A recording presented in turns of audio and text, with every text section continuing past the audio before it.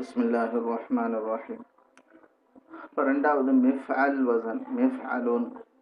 முதல்ல பார்த்தோம் மிஃஆலுன், அதோட உதாரணங்கள்லாம் இது.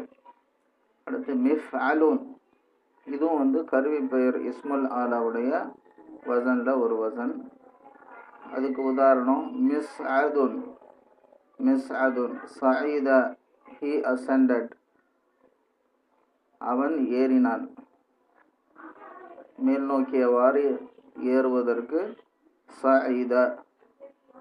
அப்போ மிஸ்அதுங்கிறது லிஃப்ட் எலிவேட்டர் இதெல்லாம் கீழேருந்து மேல் நோக்கி போகிறதுக்கு பயன்படுத்தக்கூடிய அந்த கருவியாக இருக்கிறதுனால அது இந்த ஃபேர்லேருந்து இந்த வசனில் இது கொண்டு வரப்பட்டிருக்கு. இப்போ பாருங்கள், இந்த மீ இருக்குது. ஃபா கலிமாவுக்கு ஃபா கலிமா சாது, அது சுக்குனில் இருக்குது. ஐன் கலிமாவுக்கு ஃபத்ஹா, இதில் ஐன் கலிமா ஐனே தான் இருக்குது, அதனால் அதுவும் ஃபத்ஹா மிஸ்அ. அப்புறம் லாம் கலிமா தன்வீனில் முடியுது, மிஸ்அ துன். இங்கே லாம் கலிமா தாலா இருக்குது, அப்போ மிஸ்அதுன். அதே மாதிரி மிஸ்கபுன், சகப அப்படிங்கிறதுலேருந்து மிஸ்கபுன், ட்ரில் பண்ணுறது, ஓட்ட போடுற அந்த கருவி. அப்போ ஹீ ட்ரில்டு அப்படிங்கிறது இந்த வினை சொல்லுடைய மீனிங். சகபனா அவன் துளையிட்டான். இப்போ எட்ரில் அப்படிங்கிறது அந்த துளையிடும் கருவி, மிஸ்கபுன். இந்த மிஃஅல் வசனில் இதெல்லாம் வந்திருக்கு. அதே மாதிரி மிஃஅலத்துன் என்ற வசன்லையும் வரலாம். இப்போ இதில் இந்த மூணுத்தில் ஏதாவது ஒரு வசனில் வரக்கூடியதாக இருக்கு. மிஃஅலத்துன். மிக்னசத்துன், கனச, அவன் வீட்டை சுத்தம் செய்தான், அதாவது தொடப்பத்தால் பெருக்கிறது அந்த செயலை செஞ்சான். கனச, ஹீ ஸ்வெப்ட்.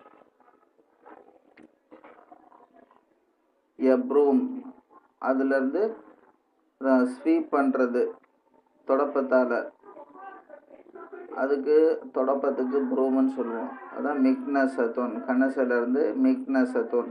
பார்த்தீங்க, மிஃஅலத்துன், இந்த மீக்கு மீ இருக்குது. அதே மாதிரி ஃபா கலிமா, இங்கே காப் தான் ஃபா கலிமா, அதுக்கு சுக்குன் இருக்குது. ஐன் கலிமா, இங்கே நூன் தான் ஐன் கலிமா, அதுக்கு ஃபத்ஹா இருக்குது. அப்புறம் லாம் கலிமா, அதுக்கு ஃபத்ஹா இருக்குது. அதுக்கப்புறம் ஒரு தா மர்பூத்தா சேர்த்து அது தன்வீனில் முடியுது, மிஃஅலத்துன், மிக்னசத்துன். அதே வசனில் மிக்லாத்துன். கொஞ்சம் அந்த கடைசி அந்த வீக் லெட்டர்ஸ் வரும்போது ஹர்ஃபுல் இல்லா என்கிற அந்த பலகீனமான எழுத்த அலிஃப் வாவ் யா அந்த வினைச்சொல்ல வரும்போது சில மாற்றங்கள் ஏற்படும். ஆனால் அந்த வசனில் தான் இருக்குது. மிக்லாத்துன், ஏ ஃப்ரையிங் பேன், அந்த ஃப்ரை பண்ணுறதுக்கு தோசை தட்டுன்னு சொல்கிறோம்ல, அதுதான் தோசைக்கல், ஏ ஃப்ரையிங் பேன், மிக்லாத்துன். அது கலாலேருந்து வருது, ஹீ ஃப்ரைடு, அவன் ஃப்ரை பண்ணான். அது மிக்லயத்துன்.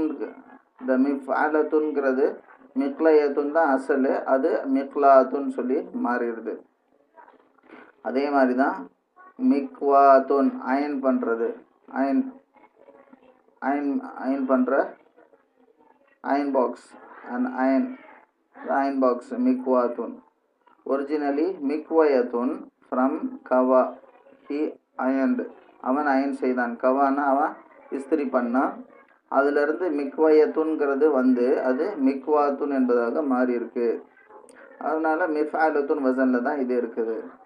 இப்போ இந்த மாதிரி கருவி பெயர்கள் ஒன்று மிஃஅலுன் என்ற வசன்லையோ அல்லது மிஃஅலுன் என்ற வசன்லையோ அல்லது மிஃஅலத்துன் என்ற வசன்லையோ வரலாம். அதாவது நம்ம வினை சொல்லிருந்து இந்த வசனை தெரிஞ்சுக்கிட்டதுனால ஒன்று நம்ம இந்த வசனில் ஏதாவது வார்த்தையை பார்த்தா இது கருவி பெயர் சொல்லி நம்ம தெரிஞ்சுக்கலாம். அந்த மீனிங், அந்த ரூட் வேர்டை நம்ம மூல எழுத்துக்களை நம்ம கண்டுபிடிச்சிட்டோம்னா அதுக்கு என்ன மீனிங் சொல்லி தெரிஞ்சுக்கலாம். அதுலேருந்து அதோடைய கருவி பெயர் இதுக்கு இந்த மீனிங் தான். இப்போ கனசங்கிறது நமக்கு தெரியும்னா, உதாரணத்துக்கு கனசனா அவன் பெருக்குனான்னு சொல்லி தெரியுதுன்னா, இந்த மிக்னசத்துன்னு பார்த்தோன்னா அப்போ இது கருவி பெயருடைய வசனில் இருக்குது, அப்போ இது ஒரு தொடப்பந்தாங்கிறத நம்ம கெஸ் பண்ணலாம், யூகிச்சு கொள்ளலாம்.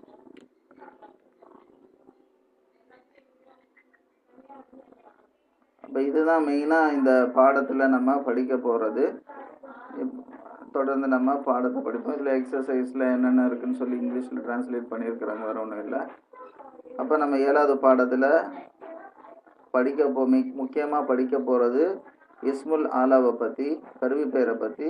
அது என்னென்னங்கிறத நம்ம பார்த்தோம். அது 3 வசனில் இருக்குது. அதுக்கு மிஃஆலுன் என்ற வசன்லையோ அல்லது மிஃஆலுன் என்ற வசன்லையோ அல்லது மிஃஆலத்துன் என்ற வசன்லையோ அது வரலாம். நம்ம பாடத்தை உதாரணத்தோடு நம்ம பார்ப்போம். தொடர்ந்து அதில் வரக்கூடிய பயிற்சிகளை நம்ம பார்க்கும்போது இன்னும் இந்த சப்ஜெக்ட் நமக்கு இன்ஷா அல்லாஹ் கொஞ்சம் ஸ்ட்ராங் ஆகிடும்.